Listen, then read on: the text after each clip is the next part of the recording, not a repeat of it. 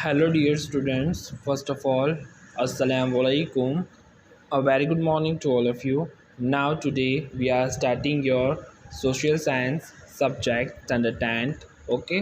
So, dear students, in previous we will sending the half chapters like introductions.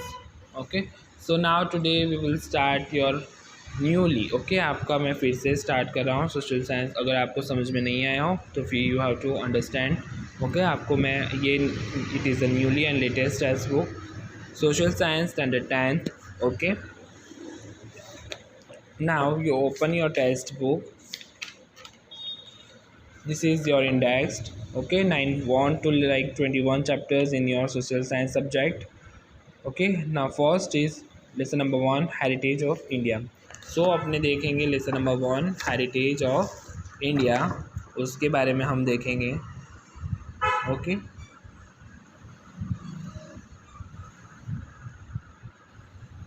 So dear student lesson number 1 heritage of India page number 1। Okay so मैं आपको आज only introductions ही दे रहा हूँ। Okay कि introductions के बारे में यहाँ पे इंडिया हेरिटेज ऑफ इंडिया यानी कि भारत की जो विरासत है उसके बारे में आपको मैं बता रहा हूँ।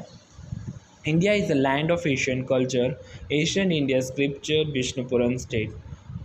इसमें जो लाइन है जो लिखी गई है, उत्तरम यतो यत समुद्रस्य हिमाद्रस्य दक्षिणम वर्षत भारत नाम भारती यत संसति। यानी India is the land of Asian culture यानी कि भारत प्राचीन सांस्कृतिक वाला देश है। जो अपना भारत है वो सांस्कृतिक वाला देश है। भारत के प्राचीन ग्रंथ ओके एशियंट इंडियन स्क्रिप्चर यानी कि भारत के जो प्राचीन ग्रंथ है वो है विष्णु पुराण। ओके विष्णु पुराण यानी कि विष्णु पुराण में भारत के विषय में कहा गया है, भारत के विषय में कहा गया है। उसने कहा है कि उत्तरम यत समुद्रस्य हिमाद्रस्य दक्षिणम वर्षत भारत नाम भारती यत संसति। It means India extends from the Himalaya in north to India oceans in the south. It is said that new descendants are called Indians. In the beginnings of auspicious ceremony, Bharatvarsha, Bharatkhand, Jambudip, and Aryan, etc. words are while using taking resolution. Our country is gifted with the natural boundaries, Himalaya in the north and sea in the east, west and south from all over the world. Different countries mesmerized by the Indian prosperity and came to trade, settled there, mingling with Indian culture. Due to the mixtural exchange, many changes have been seen in our culture. In this way, our heritage is transferred from generation to generation and it is continuously progressing. So first of all dear students, मैं आपको जिस paragraph read करके बताऊंगा and then I will explaining you in Hindi.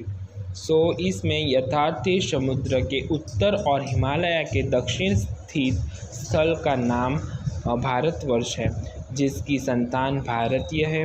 Bharat में शुभ कार्य के प्रारंभ में लिए जाने वाले संकल्पों में भारतवर्ष, भारतखंड एंड जम्बूद्वीप, आर्यवर्त जैसे शब्द का उपयोग होता है। पूर्व, पश्चिम, दक्षिण तीनों दिशाओं में समुद्र और उत्तर दिशा में हिमालय की गिरिमाया जैसी प्राकृतिक सीमाओं वाला हमारा देश है। हमारे देश की समुद्र से आकर्षित हो करके अनेक विदेशी लोग अनेक जो विदेशी लोग हैं व्यापार करने के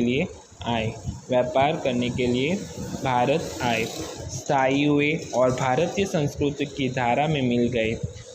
इस आदान प्रदान के परस्पर प्रक्रिया द्वारा देश में अनेक परिवर्तन देखने को मिले और इस तरह एक पीढ़ी से दूसरी पीढ़ी में हमारी विरासत का हस्तांतरण हुआ तथा उसका सातत्यपूर्ण विकास हुआ। ओके यानी कि एक पीढ़ी से दूसरी पीढ़ी यानी कि अपने बाप दादाओं से लेके अभी तक अपना जो इंडिया में जो भारत में वो प्रोग्रेस कंटिन्यूसली चलता रहा। अब next topic India location and India. We have recently studied in standard 9th about the present area and locations in India. It was a very vast in ancient time and now area wise stands on the 7th rank and population number। यानी कि आपको यहाँ पे एक question पूछा जा सकता है कि explain India is a land of Asian culture, तो आप इसके बारे में लिख सकते हो। Okay, now India location and area, ये आप लोग को बता रहा हूँ कि भारत का स्थान और उसके जो विस्तार है, भारत का जो स्थान और विस्तार। वर्तमान भारत का स्थान और विस्तार के विषय में हम कक्षा 9 में अध्ययन कर चुके हैं। प्राचीन समय का भारत बहुत विशाल था। जो एशियन टाइम में पुराने ज़माने का जो भारत था वो बहुत विशाल था, और वर्तमान समय में भी भारत विस्तार की दृष्टि से विश्व में 7वें क्रम में था। कितने? 7th रैंक पे था। ओके, विश्व में जो 7th रैंक, एरिया वाइज जो है वो 7th रैंक पे था, और पॉपुलेशंस वाइज ओके यानी कि जनसंख्या की दृष्टि से दूसरे स्थान पे था, यानी पॉपुलेशन वाइज 2nd रैंक पे था, और एरिया वाइज जो था वो 7th रैंक पे था। ओके, ये भी आपको पूछा जा सकता है कि एरिया वाइज जो इंडिया है वो कौन से रैंक पे था, तो 7th rank, and population wise यानी कि जनसंख्या वाइज जो था वो 2nd रैंक पे था। रिच एंड वेरिड हेरिटेज, विविधपूर्ण विरासत, our motherland has bestowed rich and varied heritage to us to the world. India culture have been trade oriented, peace loving, Sachit and Anand had realized from Indian culture. Besides, this Indian culture prospered with the mutual exchange of different cultures of their countries which came to India, settled here. They have accepted the values non-violence and peace, which have been adopted and admired by the world. People right from the beginning, India's village civilization still today have made our country rich and wealthy with their intellectuality, ability, talent, and skill. Innumerable scholars, thinkers, artists, and artisans, physicians, scientists, and historians have contributed to the growth and development of our culture.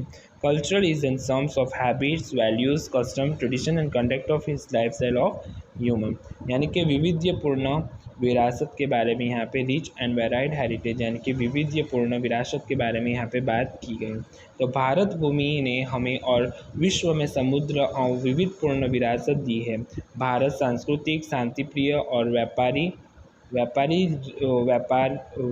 भारतीय सांस्कृतिक शांतिप्रिय और व्यापारी रही है। भारत को की सांस्कृतिक में से सत, चित और आनंद ओके सत, चित और आनंद का अनुभव प्राप्त होता है। इसके उपरांत यहाँ आकर बसी भिन्न भिन्न संस्कृति के साथ आदान प्रदान द्वारा भारतीय सांस्कृतिक समुद्र बनी। उसके द्वारा अपनाए गए अहिंसा और शांति के मूल्य की आज समूचे विश्व में प्रशंसा हो रही है और उसे स्वीकार किया गया है। सिंधु घाटी यानी कि सिंधु घाटी की संस्कृति के लोग से लेकर आज तक लोगों ने भारत को अपनी योग्यता बुद्धि शक्ति और कला कौशल्य द्वारा समुद्र बनाए हैं। भारत के भव्य विरासत के निर्माण और प्रशिक्षण के लिए अनेक ऋषि मुनियों संतों यहाँ पे बताया देखो कि ability talent skill innumerable like scholars thinkers artist मैंने जो आपको भी पढ़ा था तो विदुषियों वृद्धानों चिंतकों कलाकारों कारीगरों वैज्ञानिकों संशोधकों साहित्यकारों फिर शिक्षा शास्त्रियों राजनीतियों इतिहासकारों समाज सुधारकों वगैरह का महत्वपूर्ण योगदान रहा है। उनके धर्म शासन शैली भाषा कला चित्र बोली पहनावा और रीति रिवाज आदि भी भारत को मिले। इस तरह भारत में रंग बिरंगी संस्कृति का निर्माण हुआ। इस तरह यहाँ पे भारत में भी रंग बिरंगी जो सांस्कृतिक है उसका भी यहाँ पे निर्माण हुआ। Okay dear students, next will be continue on the next videos. Thank you and have a nice day.